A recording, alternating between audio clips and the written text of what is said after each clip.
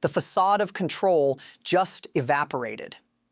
And the single most glaring piece of evidence that this administration is currently operating in full-blown panic mode has everything to do with the global price of crude oil. At this exact moment, the price of a single barrel is hovering around $120. That is a massive, economy-crushing number that the White House knows is a direct threat to their political survival. If gas prices hit record highs, the administration's internal polling suggests their viability is essentially over. But what is truly staggering, what should be the lead story on every news cycle but is being buried under a mountain of distractions, is the administration's strategy to fix the very market they broke by starting a war in the Middle East. They have decided to reward the enemy. And that is not a political opinion. That is a matter of documented record. According to official statements from United States Treasury Secretary Scott Bessent, the administration has quietly implemented what insiders are calling a break-the-glass emergency plan. Step 1, they completely removed sanctions on Russian oil, effectively allowing Vladimir Putin to sell 130 million barrels on the open water. But it is Step 2 that has shifted the tectonic plates of global geopolitics. The Treasury Secretary has now confirmed that the United States is removing sanctions on Iranian oil. Let that sink in for a moment. The United States is currently engaged in an active shooting war with the Iranian military. American service members are in harm's way, taking incoming fire, yet simultaneously, the White House is allowing the Iranian regime to freely sell 140 million barrels of oil on the global market to buyers like China. Secretary Bessent tried to spin this as a strategic move to use Iranian barrels against the Iranians to keep domestic prices down. But the data tells a different story. The United States government is allowing the nation it is fighting a war against to generate massive, unfettered oil profits, because the White House is terrified of American voters seeing $5 a gallon signs at the gas pump.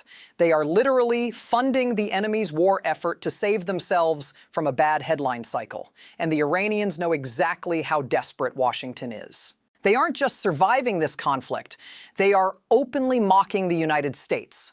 We now have confirmation of a development that completely rewrites the maritime security map. Iran has set up a private toll booth in the Strait of Hormuz.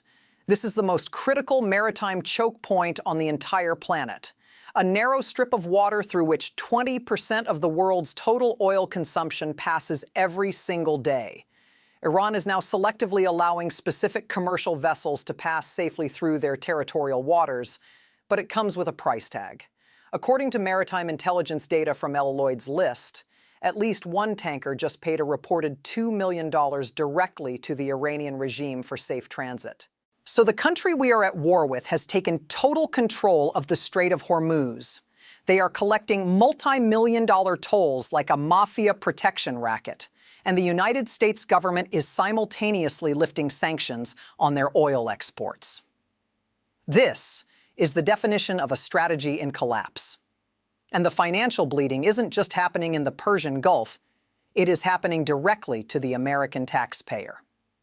This morning, Secretary of Defense Pete Hegseth stood at a podium and asked Congress for an emergency defense supplemental totaling $200 billion. $200 billion requested immediately because the military is rapidly burning through munitions, missiles, and equipment in a war that has only been going on for 19 days.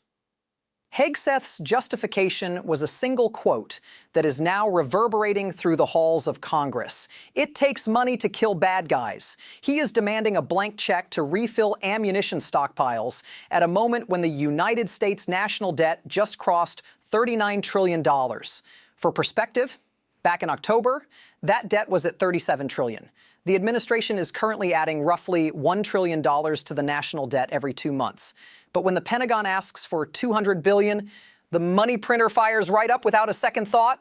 And what is that $200 billion actually buying? It is buying the systematic destruction of the global supply chain.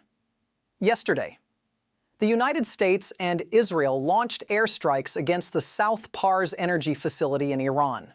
The administration tried to distance itself, claiming it was an entirely Israeli operation, a claim that is being met with pure disbelief given the current level of military integration.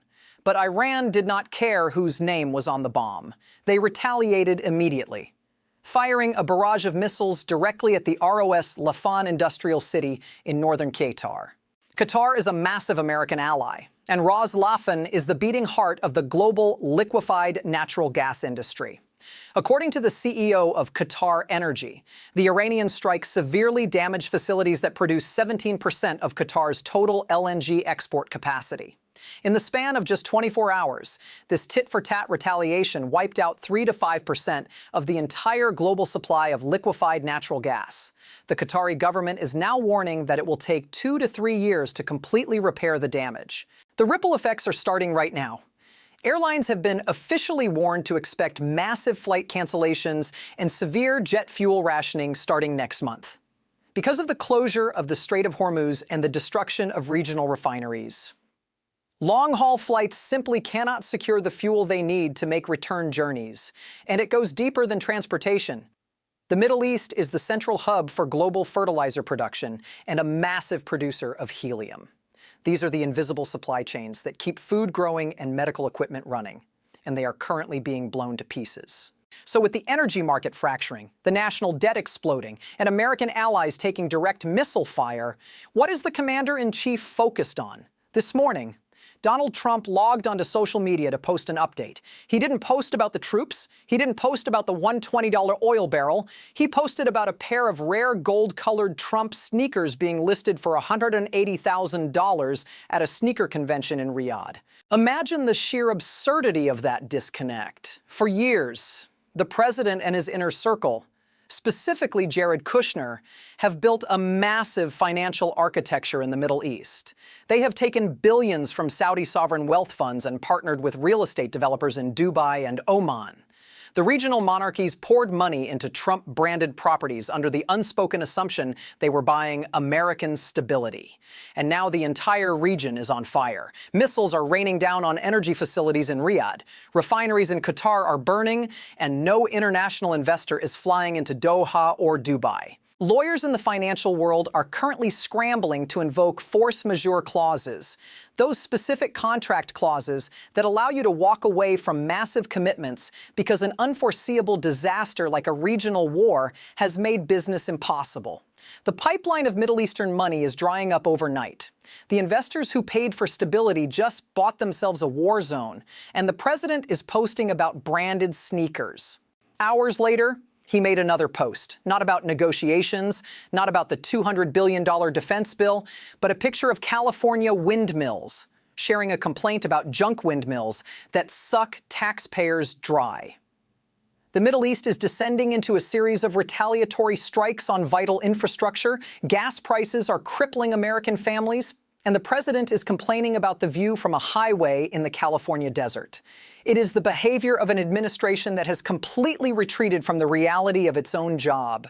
Because the president has checked out, his administration is forced to defend the indefensible. Secretary Hegseth claimed today that the real problem isn't the closed shipping lanes or the $200 billion cost. The real problem is the media and our ungrateful allies. He delivered a prepared monologue designed to gaslight the public, claiming that reports of a forever war are just Trump derangement syndrome. But the facts on the ground directly contradict the Secretary of Defense. The administration claimed they had decimated Iran's capabilities. They claimed there were no ballistic missiles left. But today, the chairman of the Joint Chiefs, General Keane, had to publicly admit that the Iranian military still retains significant medium and short-range ballistic missile capabilities. You cannot claim total victory while your own generals admit the enemy's silos are still active. The footage of refineries burning in Qatar is not artificial intelligence. It is real fire. And the violence is expanding. While the administration attacks the press from podiums in Washington, American allies are attacking the press with actual weapons. Today, in southern Lebanon, an Israeli strike directly targeted British journalist Steve Sweeney and his crew. They survived. But the contrast is horrifying. In the Middle East, reporters are taking shrapnel to document the truth, while in Washington, the Secretary of Defense is whining that the press won't say thank you to the president. The messaging is collapsing across the board. In the House of Representatives today, Director of National Intelligence Tulsi Gabbard faced a brutal line of questioning regarding her past testimony that Iran was not building a nuclear weapon. When asked if she stands by that statement, she began dodging, refusing to give a straight yes or no. It is the sound of an administration that has no idea how to align its past promises with its current actions. And for the American citizens struggling to afford groceries, Vice presidential candidate J.D. Vance has a message: stop complaining, because Europe has it worse. He pivoted from the crippling economic impact of this war to attacking green energy scams, claiming that people overseas are feeling the pain far worse. That is the official comfort from the White House. You may be hurting. Your cost of living may be skyrocketing. The national debt may be approaching $40 trillion. But you should be grateful because someone in Germany is paying more for heating oil. When you connect these dots, the picture is perfectly clear. You have an administration actively lifting sanctions on the country it is currently bombing. You have an adversary setting up toll booths in international waters. You have a military begging for a $200 billion bailout. You have a global supply chain for fuel and food actively fracturing, and sitting at the center of it all is a president ignoring the chaos, trying to sell sneakers, and complaining about windmills. This is not what a strategy looks like. This is what a collapse looks like. The strategic architecture of this perjury trap depends entirely on one factor: the possession of the smoking gun documents before the witness ever speaks a word under oath. Inside the Department of Justice, the panic is no longer theoretical. It is operational. Career attorneys are currently grappling with the reality that the no-responsive records claim, a strategy designed to buy time, has instead accelerated their legal exposure. According to the filing, the DOJ's representation that no records exist regarding the Epstein file review is being challenged not just as a mistake, but as a documented falsehood. If a federal judge finds that these records were intentionally withheld, the DOJ's standing to enforce federal records law evaporates instantly. We are looking at a scenario where the very agency responsible for prosecuting document concealment is caught in an act of document concealment. The specific documents at risk of release include Pam Bondi's internal emails and private digital communications. These are not abstract memos. These are the direct instructions she issued regarding the redaction and suppression of the Epstein files. Under federal discovery rules, a good faith search is a legal requirement. By claiming those records don't exist, the DOJ has effectively backed itself into a corner where any discovery of those files becomes prima facie evidence of obstruction. For Pam Bondi, the isolation is becoming absolute. She is preparing for a congressional deposition next month, while the documents that could impeach her testimony are being extracted by a federal court. The architecture of this trap ensures that she cannot claim a lack of memory or lack of involvement if her own archived words describe her directing the very process she is being questioned about. The legal standard for this emergency relief, demonstrating irreparable harm to the public interest, is precisely what American oversight is using to skip the standard waiting period for FOIA requests. They are arguing to the judge that the integrity of the sworn testimony process is at stake. If the judge agrees, the digital vaults will be cracked open within days, not months. This isn't just about a political scandal anymore. It is about the independent criminal exposure associated with the perjury charge. To prove perjury, investigators must show that false statements were made knowingly. Those internal emails are the missing link, the direct documentary proof of her knowledge and intent. The transformation from circumstantial evidence to direct proof is what turns a political headache into a federal conviction. The DOJ's internal legal team is now facing a zero-sum game. If they resist the court order, they add constitutional defiance to their existing problems. If they comply, they hand the prosecution the very weapons needed to dismantle their defense. Every digital archive system, every sent folder, and every redacted line is now a potential liability sitting in the DOJ's own vaults. The trap is set, the fuse is lit, and the sequence is moving exactly as designed.